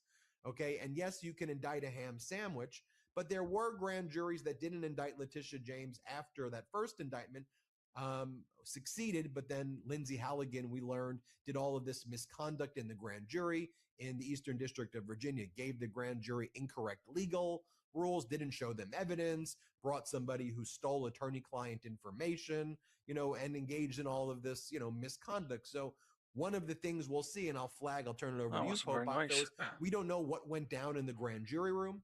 I doubt the Trump regime's lawyers who they sent in there, who apparently are not Minnesota or not lawyers from Los Angeles. I mean, that these are lawyers they brought in just for this. I doubt those lawyers showed the full video or showed the full evidence. My gut is they brought in a single FBI agent, the FBI agent who's a Trump regime lackey. I'm just giving you my guess because this is what we've seen before. I'm hypothesizing based on past experience of this Trump regime. Gave a hearsay story because you can do that in grand juries. Yes, did he physically intimidate? Yes, he did. What do you see him do? I saw him got in front of the door, and the evidence shows he pushed back. Anything else you saw? No. Does that constitute physical intimidation, Mr. FBI officer? Yes, it does. All right, grand jury, physical intimidation. You heard the FBI officer. So if you believe physical intimidation, you have to sign this. That's my gut when we find the grand jury transcript, what actually went down. But in any event, they then arrest Don Lemon in Los Angeles with federal agents. Also, Georgia Fort, another reporter who was doing the same thing Lemon was doing, who was videotaping it. They sent like DEA dressed as SWAT teams to her house and basically scared her to death and scared her family. And what you're supposed to do in situations like this is, one, not do this in the first place, but you would get a warrant. You would reach out to the person like a Don Lemon or a Georgia Fort. You would say, show up. You've been criminally indicted. You would negotiate a surrender, and that's what happens. But the Trump regime wanted the theatrics. They wanted perp walks. They wanted to inflict fear and pain, and that's what they're doing. Popok, take it from there and maybe connect Judge Schiltz's order. Okay. Well, let's start with Judge Schiltz. I said on a hot take, and I still believe, that Judge Schiltz, who is the right-wing former Antonin Scalia on the Supreme Court clerk, Republican appointee, chief judge of all the judges of the district courts of Minnesota, who was assigned to a number of cases involving the Trump administration so far. When he wrote his letter and his email, which I've rarely seen in 35 years, constituting his response to Pam Bondi's attempt to get an arrest warrant against Don Lemon for the very thing that you've at length described, he, the chief judge, effectively vouched for Don Lemon that he didn't commit any crimes. There's no other way to interpret Judge Schultz's writing to the Eighth Circuit, who asked him, we're about to decide whether we should issue an order forcing you to issue an arrest warrant, overriding the decision of a magistrate judge, which never in the history of the Eighth Circuit, of any federal court, has that ever happened. How do I know that? Because Judge Schultz did a survey and told the Eighth Circuit that. Tell us what your thoughts are. And the judge wrote an email and a letter and said, I'm at home because it's snowing and I have an adult child who has special needs. But I'm going to write to you about an application that I can't see, that I don't know what it says, that seems to be sealed even against me. And you want me to respond, but I have a pretty good idea how I should respond. And in that letter, in that email, he said that the journalist and the producer, which is Don Lemon and his producer, did not commit a crime. And that's why he's not going to override. He shouldn't be forced to override the magistrate judge, who also found that Don Lemon and the producer were exercising First Amendment freedom of the press rights and didn't commit a crime. Anybody that follows Don Lemon's channel the way you and I do, as not even casual observers, as people that know know that Don does live reporting a lot. Okay. If you were bored on New Year's and you didn't want to watch the ball drop, you could have tuned in to Don Lemon in New Orleans, doing whatever Don was doing at the time, and recording it for his live feed. Okay. That's what reporters do. You know, we got Katie Fang, who's a friend of ours as well, who's out in Minnesota right now doing live reporting. Just because, and even if she knew that there was going to be a protest at a certain moment and showed up to get the exclusive, it doesn't make her a co-conspirator with the people that did the protest. See, what Todd Blanche, back to Blanche again, what Blanche said is, in an interview on Fox a week or so ago, is so-called journalist Don Lemon embedding himself with agitators is not going to give him any kind of protection. All right, let's stop right there. Wherever you ply your trade, and frankly, hardcore journalists are now plying their trade on YouTube as we are, on Substack as we are, and they're not on mainstream media. See Exhibit A, flow of mainstream media onto YouTube platforms like Midas and Substacks. Okay.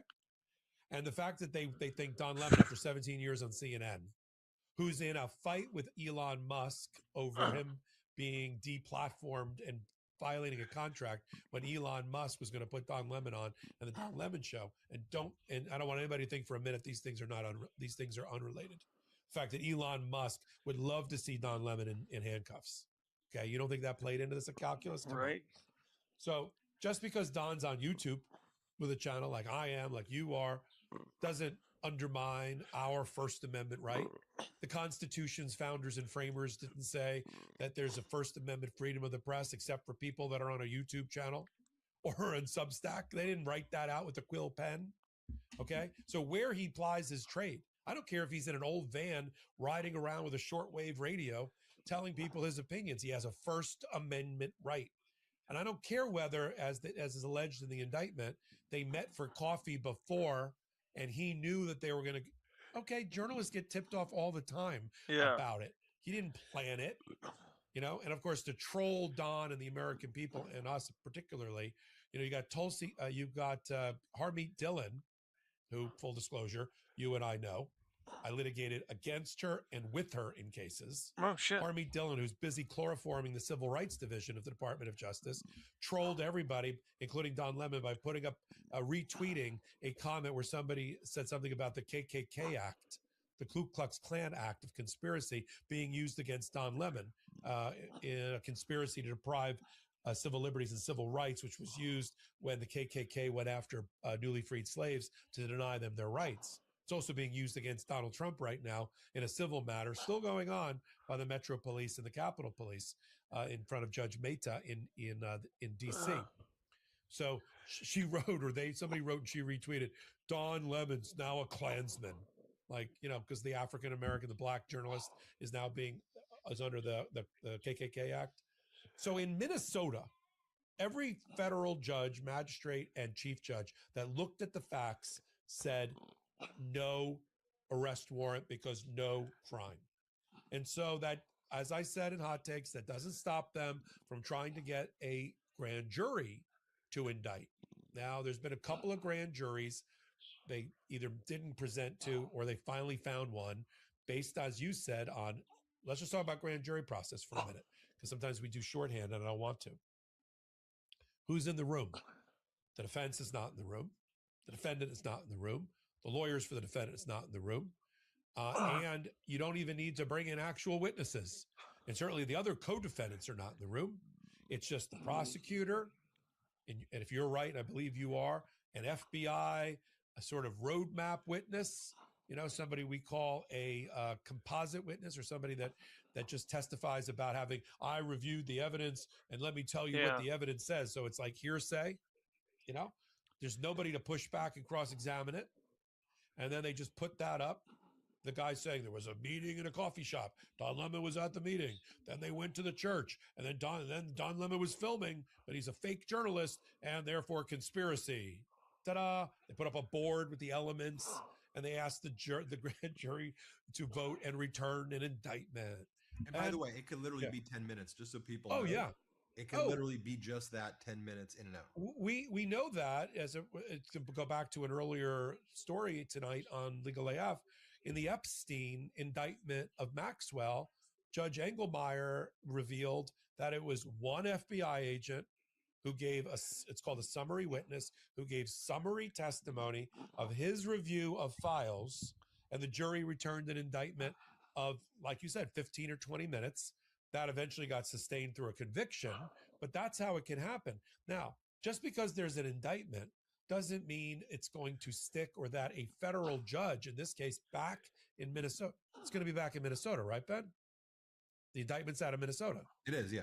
All right. So it's going to be a federal judge assigned to the case. I'm not sure who, as we're recording, who the federal judge is, but one of them that has been struggling against the Trump administration could be Menendez, could be Schultz, could be Tostrup. There's a whole bunch of judges there who are going to handle this case. And immediately, Abbe Lowell, who, as I've said before, is going to be one of the action figures, superhero action figures coming out of this administration, along with Don and maybe you, Ben, maybe Legal AF, that kids can have on their shelf, because Abby's representing Letitia James, representing Dr. Lisa Cook from the Federal Reserve, representing here Don Lemon, and rushing into the fire that is the Trump Department of Justice and justice system to defend Don Lemon. Because I needed Don to restore battle. Now we got it. He got arrested, got an arraignment. Now it's going to be motion practice that he's going to argue this is a First Amendment right that's being violated, and the evidence doesn't support it. And let's be real. We'll see what's going to happen. Lemon's got to win. Cover it closely with the bond hearings and all of that. But this is nothing more than the Trump administration deciding to scratch Donald Trump's itch to go after media in order to have a chilling effect, not just on Don Lemon, because there's no way to chill Don Lemon, but to make the next reporter, maybe a younger reporter, think twice about following up on that story, or asking that question, or doing that reporting, or a corporate media publishing that investigative report. That's why Midas, ProPublica, all these independent entities that don't have corporate parents, that don't have to worry about a billionaire making a phone call to them. We don't have to worry about Jeff Bezos, putting out the Melania documentary as a obvious bribe to the Trump administration. Like, don't touch my interest, don't touch my Washington Post, don't touch my Amazon. Okay. We don't have to worry about that. So these it's the opposite. Don Lemon is independent journalism that has to survive. And this is the fight that we're going to see. Just like the Washington Post reporter who got raided at her home and had all of her devices initially captured before a federal judge stepped in.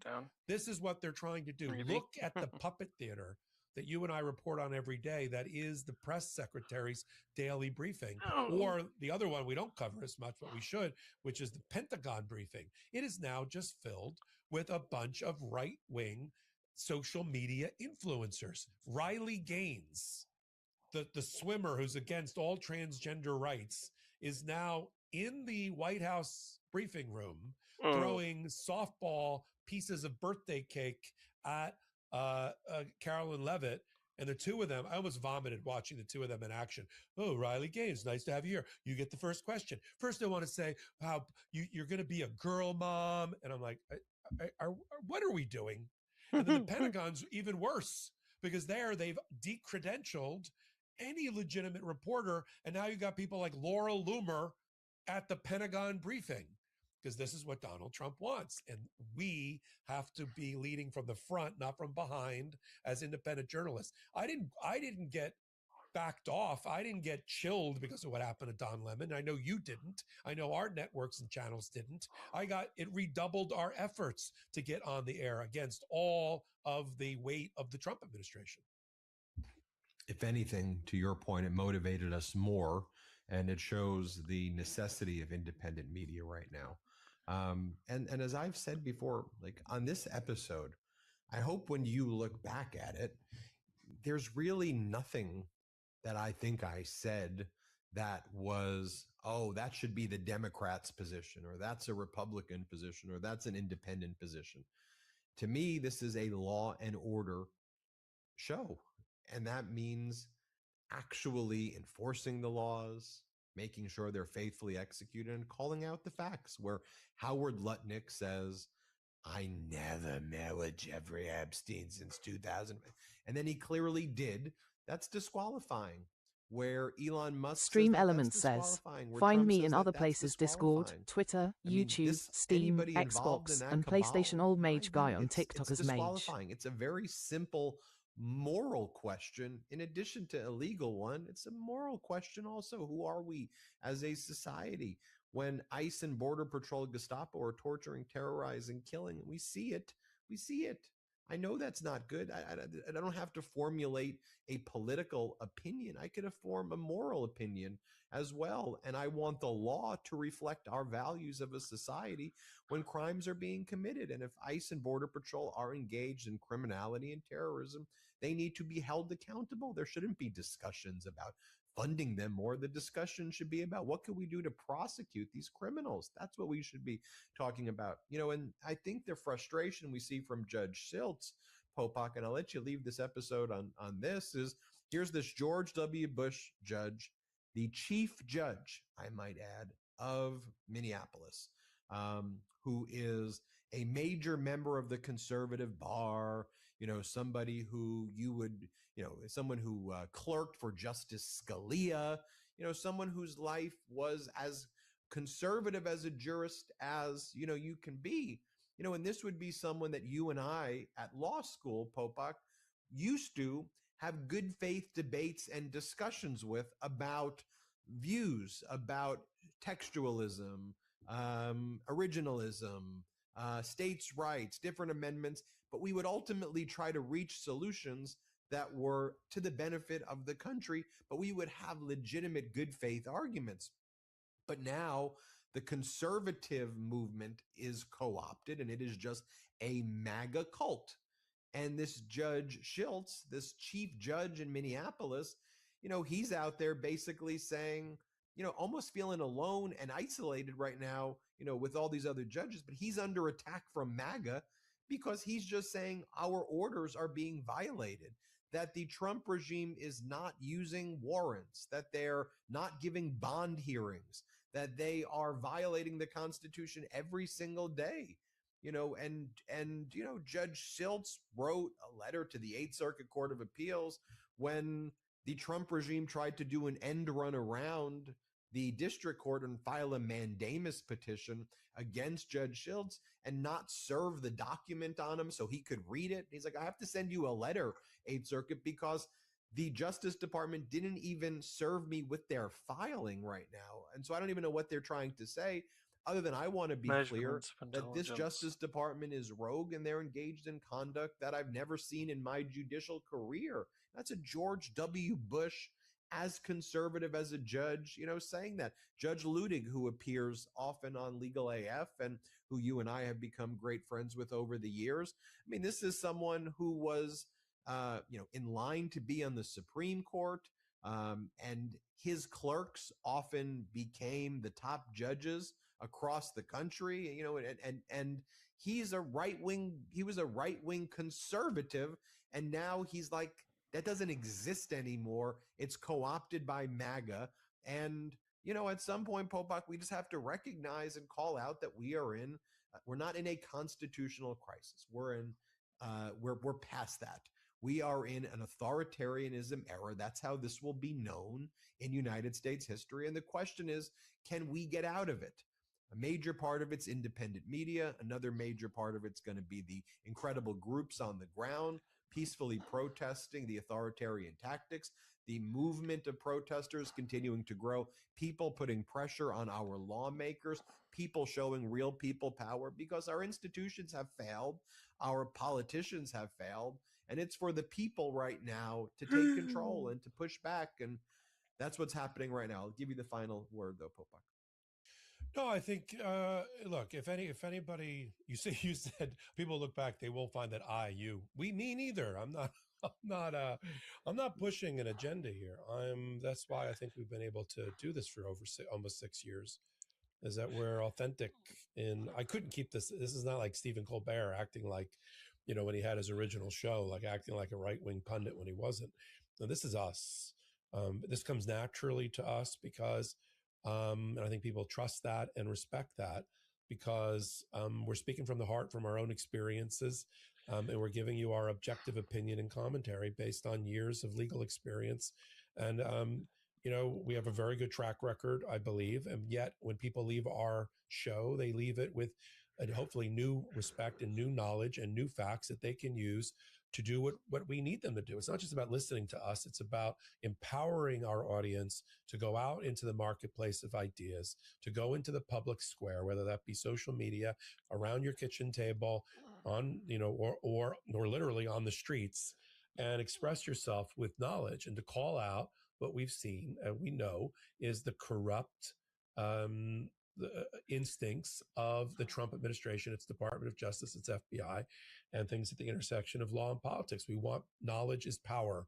And the only way that we're going to overcome the Trump administration and take back our country, forget about making America great again. We're all patriots here on the Midas Touch Network and on Legal AF. We all care deeply, deeply about the United States, even if you're not from the United States or not in the United States, and that this experiment of our constitutional republic and democracy, that it survive and thrive, and that it shakes off the yoke of the Trump era. All right. And so in order to do that, though, it takes millions and millions and millions and tens of millions and hundreds of millions of people joined together. We got a fair tranche of that here weekly, daily, hourly on the Midas Touch Network and on Legal AF. Between the two channels, you got 2 YouTube channels, you got 7-8 million people. Then you add all the rest, you got 10, 20 people, 10 or 20 million people there. And then the hundreds of millions that have to vote and not sit out this election the way, unfortunately, because maybe the candidates or the issues or whatever, they sat out the last election. They sat on the sidelines of democracy. And as you've said, and I've said, there's no fence sitting here. This is about people-powered movement joining together. Donald Trump recently, I almost gagged, he recently referred to the silent majority having to be heard from. I agree. The silent majority, though, it would appear to be completely against. Yeah. About that bullshit. I had some motherfucker come in my stream. The silent majority agrees with Donald Trump. Oh my. Hey, it's just like, hey buddy, sorry to break it to you, but you're not the silent majority. As a matter of fact, you're the rather loud minority. Y'all don't know how to shut the fuck up. Never mind listening skills. Y'all are listening impaired.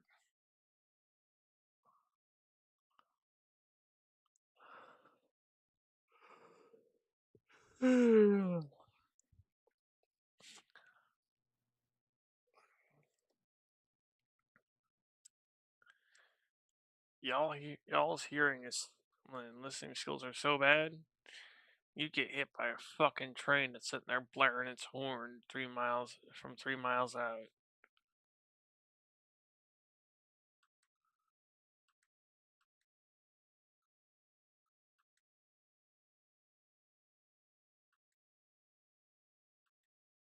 Y'all are literally so bad at listening.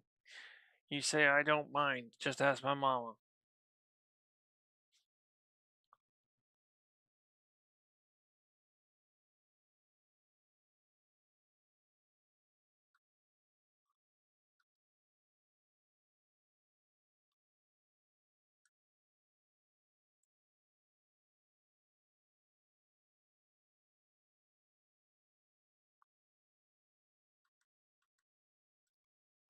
So, silent majority my ass.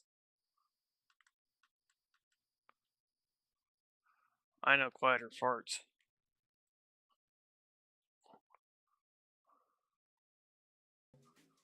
When I started my record label, the business side of things, taxes, finances.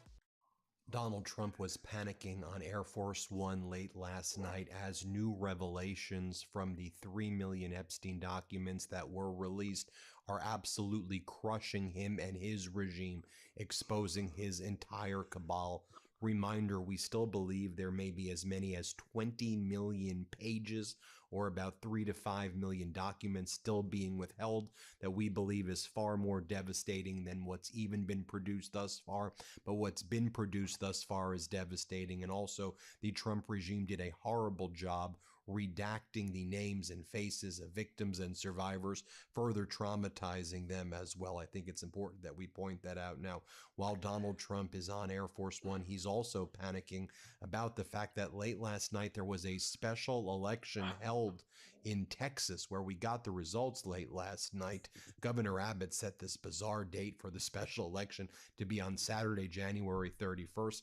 And a Democrat in Texas State Senate District 9 flipped a plus 17 Trump district that nobody saw coming. Nice. The last time this state Senate district went Democratic was 1991. It was an unexpected flip. Donald Trump had been continuing to endorse the MAGA Republican candidate, and that candidate lost. We'll get into all of this. Oh, and more is being exposed about Donald Trump's quid pro quo, shady deals, criminal deals, I believe, in my opinion, that have been disastrous for the United States economy. A specific deal he made with one of the Abu Dhabi royal family, someone called the Spy Sheikh, where Donald Trump took hundreds of millions of dollars for himself as an apparent quid pro quo to give the most classified and highly sensitive semiconductor chips that the United States have to the United Arab Emirates, thus compromising the United States national security. Let's take you to Air Force One.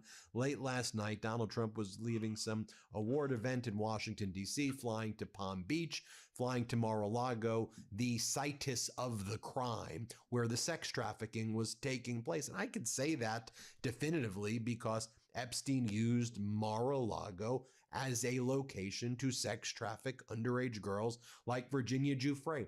That's an undisputed fact. So we don't need to both sides this stuff, okay? Also, when you read what was in the files, it made me want to vomit repeatedly about how grotesque the behavior was with Trump and his entire cabal. But here's Donald Trump on Air Force One, and he says that I was told by very important people that I'm absolved. And then he says, in fact, what the files actually show is that Michael Wolff was conspiring with Epstein to try to hurt me. So I'm going to sue Michael Wolff. I bet you Michael Wolff's like, please sue me, Donald. Michael Wolff would love that discovery more than anything.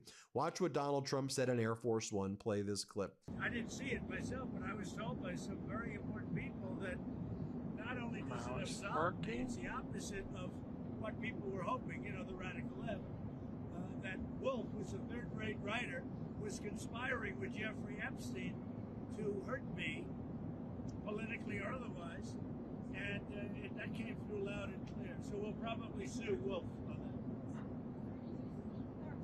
that. And maybe the Epstein estate, I guess, I don't know, but we're going to certainly sue Wolff. You want to sue the Epstein estate? Well, you may, I guess so, because he was conspiring with Wolff to do harm to me politically. That's not a friend. So you believe this absolved you? These documents were devastating to you. I mean, the Midas Touch Network identified a certain subset of records that the DOJ tried to immediately remove, where there were allegations about 13 and 14-year-old girls saying that you sexually assaulted them and then measured their vagina. I mean, it's horrific stuff. Again, to be clear, these were allegations that were made, but it was awfully suspicious. And again, I'm not saying they're corroborated or not, but I'm just saying that the DOJ removed it right away and then put it back up. Then there was this declaration from the files as well, June 18th, 2016. Oh, Donald Trump's name appeared over 5,000 times on the documents that were released. 5,000 references. Not a big to Donald. surprise. May as well call these the Trump files because there's almost more Trump in them than Epstein.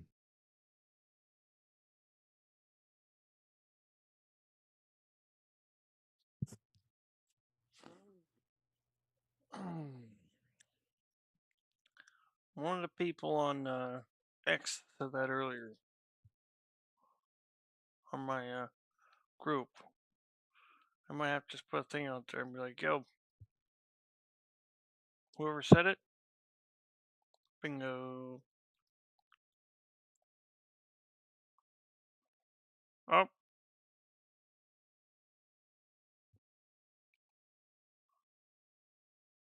Damn.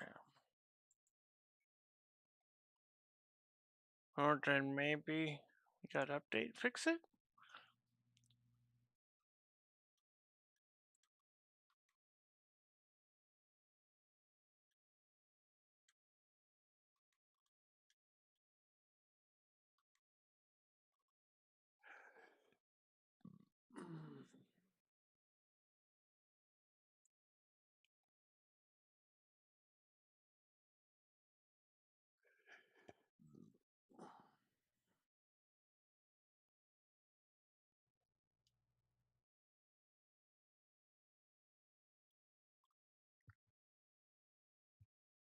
We got update.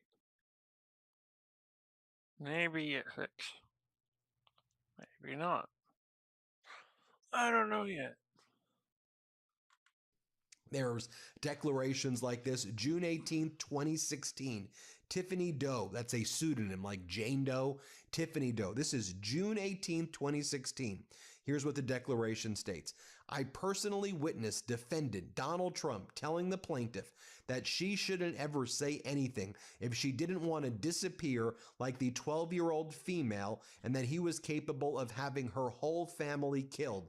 After leaving the employment of Mr. Epstein in the year 2000, I was personally threatened by Mr. Epstein that I would be killed and my family killed as well if I ever disclosed any of the physical and sexual abuse of minor females that I personally witnessed by Mr. Epstein or any of his guests. I'm coming forward to swear to the truthfulness of the physical and sexual abuse that I personally witnessed of minor females at the hands of Mr. Trump and Mr. Epstein, including the plaintiff, during the time of my employment from the years of 1990 through 2000 for Mr. Epstein. I swear to these facts under penalty of perjury, even though I fully understand that the life of myself and my family is now in grave danger. I declare under penalty of perjury the foregoing is true and correct. Signed, Tiffany Doe, a pseudonym. That was someone who worked for Epstein purportedly for 10 years, identifying Donald Trump in the way that I just read in that declaration. Again, these are allegations in a declaration. Can I independently corroborate it? But I believe victims. I believe survivors. And I just want you to process what I just read for you right there. And there's lots of other references to that as well. Also, there's references to Jeffrey Epstein talking to people about killing people. People said, I give you permission to kill so-and-so.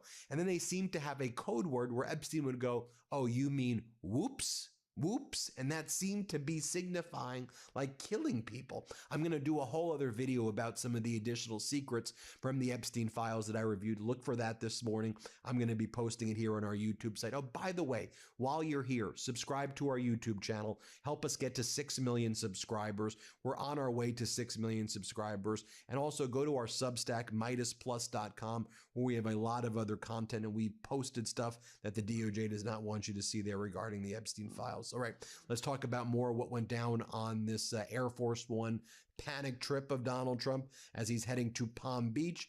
Donald Trump says regarding tariffs on Canada that if Canada does a trade agreement with China, then Canada will never be able to play ice hockey again. He keeps on saying this. He's so demented. Here, play this clip. And the Canada tariffs, sir, that you talked about, are those coming? Well, that was on the airplanes. You're talking about the China deal that they did. If they do a deal with China, yeah, they'll do something very substantial. Because we can have a great relationship with China, President Xi, but we don't want China to take over Canada. And if they make the deal that he's looking to make, China will take over Canada. And the first thing they're going to do, end ice hockey. So speaking of China, sir, there was a... Then Donald Trump is asked about the lawsuit that he filed against his own IRS for $10 billion. And Donald Trump's like, yeah, they're going to settle with me. I'm going to settle with myself. Then Donald Trump talks about another lawsuit that he's filed against the federal government for, he claims, malicious prosecution against him for the January 6th insurrection. And he goes, I'm working on the settlement agreement with myself, with the DOJ and the government. So I want to be very clear right here. What Donald Trump is saying is our tax-paying dollars, your hard-worked, hard-earned taxpayer dollars, he's going to steal it for himself based on his frivolous lawsuits against his own government. And he's like, oh, well, maybe I'll give it to charity. He's going to take our money for himself, this crook, this criminal, this felon. Could you believe what he's stealing our money?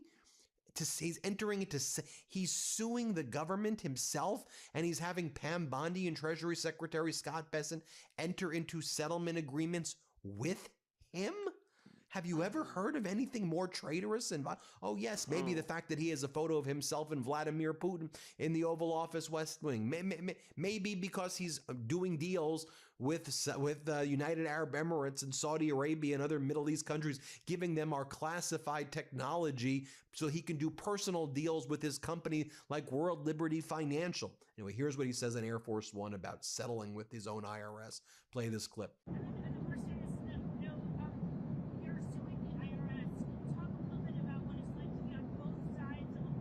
Very interesting. I have another one where I've virtually won the Mar-a-Lago break-in suit, and I have to work out some kind of a settlement. I'm supposed to work out a settlement with myself because when the FBI broke in, we sued. Before I was president, I sued, and obviously it was a very good suit. And I have that one, and I have to work out the settlement. Well, I think what we'll do is do something for charity. We're thinking about doing something for charity, where I'll give money to charity. We can make it a substantial amount. Nobody would care because it's going to go to numerous, very good charities. And then he talks about this ark, and he's building an ark, and he wants an ark really badly. Play this clip. We're considering an ark. It's like the Arc de Triomphe in Paris. So, for 200 years, they wanted to build an ark. They have 57 cities throughout the world that have them. We're the only major city, Washington, D.C., that doesn't. The Circle, prior to the bridge, the Arlington Bridge, has been waiting for hundreds of years to have this done. In fact, they have 4 Eagles that got built. But it was interrupted by a thing called the Civil War. And so it never got built. Then they almost built something in 1902, but it never happened. So we have an unbelievable ark that I think will be the most beautiful in the world being built there. It's going to be built there. 250 feet? I don't know what the height is. It's just appropriate for the site. We're setting up a committee, and the committee's going to be going over it, but it'll be substantial. I'd like it to be the biggest one of all. 250-foot ark. What the hell are you talking about? The people just want health care while you're ripping it away by destroying Medicaid and taking away people's Affordable Care Act subsidies.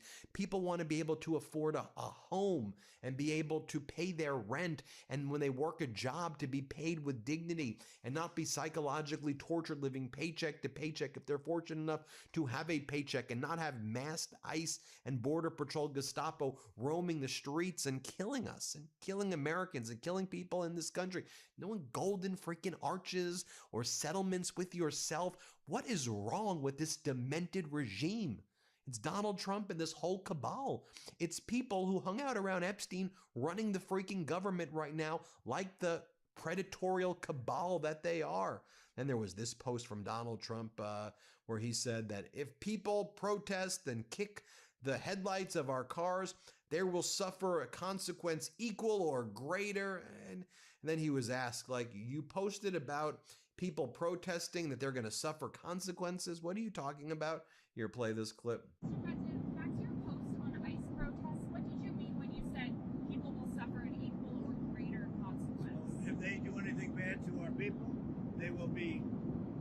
suffer. I'm sorry.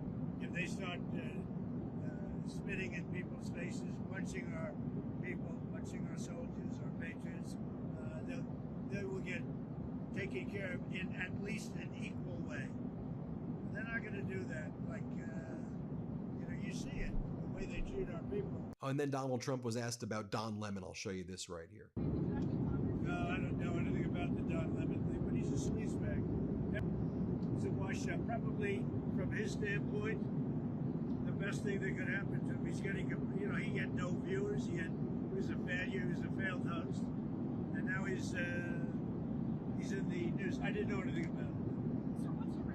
As I noted earlier in this video, Democrat Taylor Remitt went on to beat the MAGA Republican candidate Lee Wambsgans. She was endorsed by Donald Trump. Lee Wambsgans spent nearly $2.2 million more than Taylor Remitt in this state Senate race.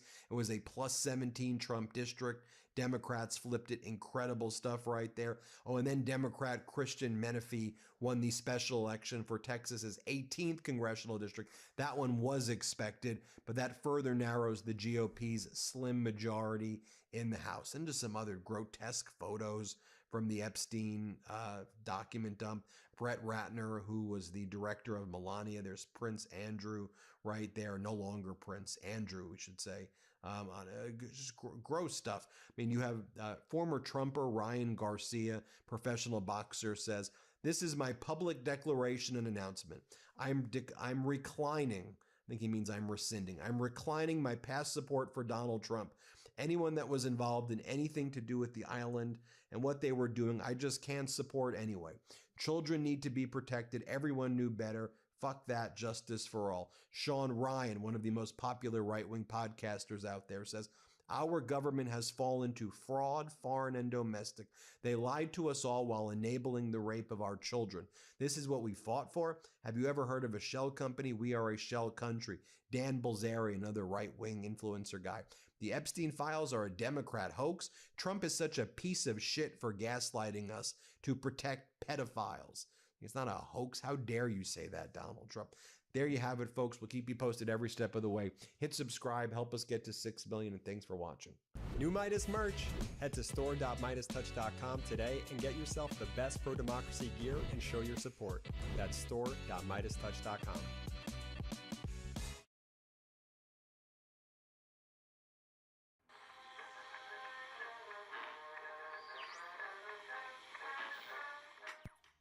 Hello everybody, hope you're having a fantastic day today. Thank you so much for checking out the video. Today, just want to talk about what I think are the best gold bullion purchases and why you're going to want this stuff. Let's get into it here. Okay, so just to go over gold bullion very quickly, this will start with the main quest involving the Overseer. I will link a video in the description that will more than help you get on your way to doing the main quest involving the Overseer and the Settlers and Crater.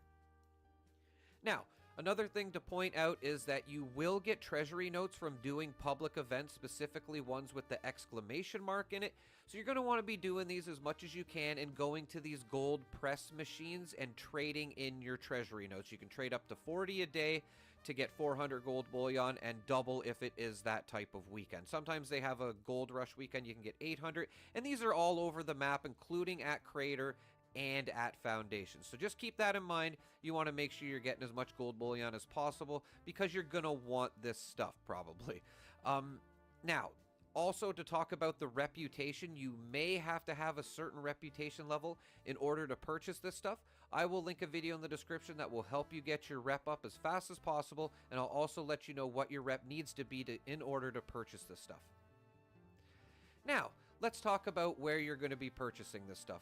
You will be getting it at Foundation, and you will be getting it at Crater, and you will be getting it at Vault 79 as well. Vault 79 will require you to complete the main quest, which I was talking about. Again, I will link that video in the description. Also, keep in mind that Minerva is around once a week. I will link another video, or a site in the description, I should say, that'll keep you up to date on when and where Minerva is. And she does sell this stuff at a discount. Now, let's start with Crater and the best plans or whatnot you can get from Crater. Now, just to show you can fast travel inside, but just in case you haven't been over here before and you're looking where to go, this is the door that you're looking for. You will learn all of this as you do the main quest. Again, if you need help with that, the link's in the description. Let's get into the plans for Mortimer here. So for $12.50 and a cautious reputation, you can get the ammo converter. Now, this is probably more for beginners, I would say. I wouldn't say even if you're having a problem finding ammo, but it's just really good. It's a really good way to get rid of unwanted ammo. Now, I'm just going to show you here that you can purchase ammo and you can sell ammo for basically ammo points, as you can see there. And a good one that I'm going to show here is, like, let's say, you want to make a bunch of steel spikes, I think they are called, or something like that for the railway rifle. The railway spikes.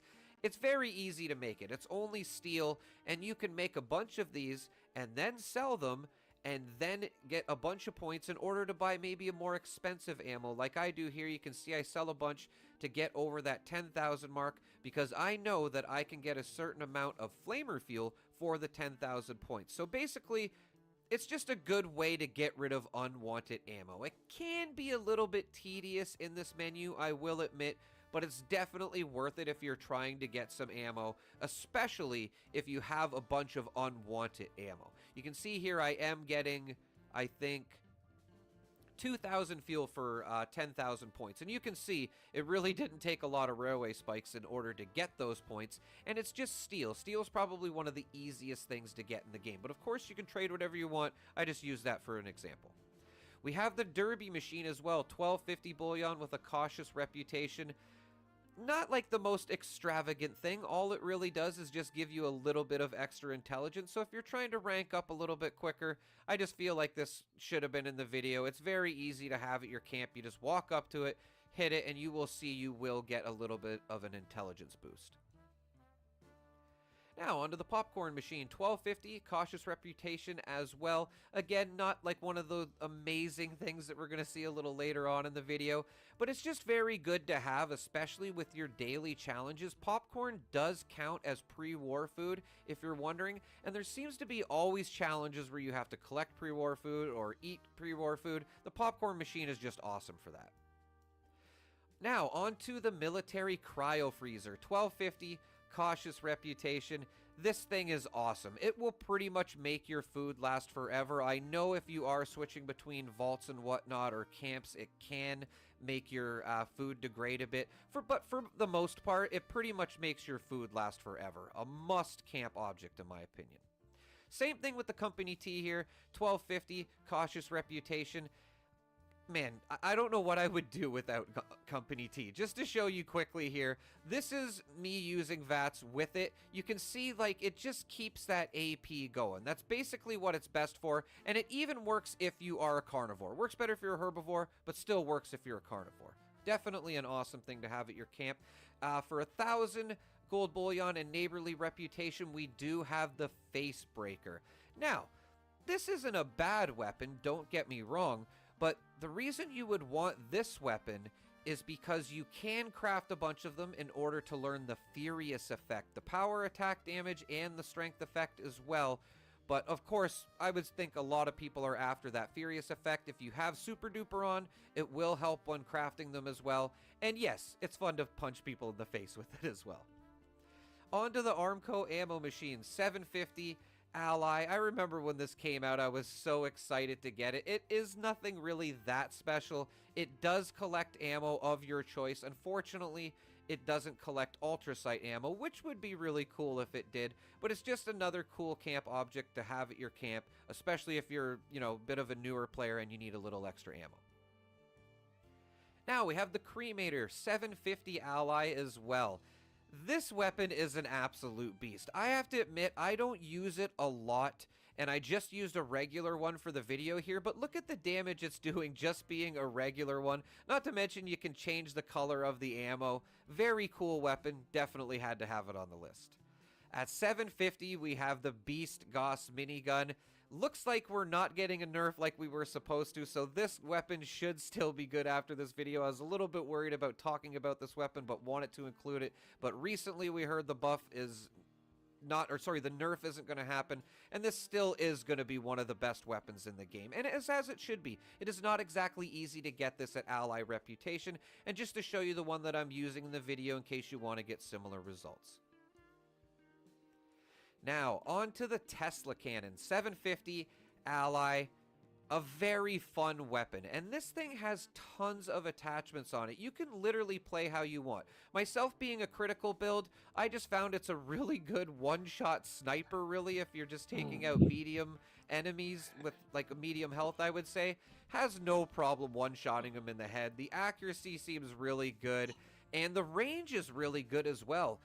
You can use this weapon a lot of different ways, but I just thought I would show I am a bit of a quick build, or a sniper build, I guess you would say. And this thing is actually pretty good for that. Absolutely awesome weapon. Highly recommend that you try the Tesla Cannon. Now, on to Found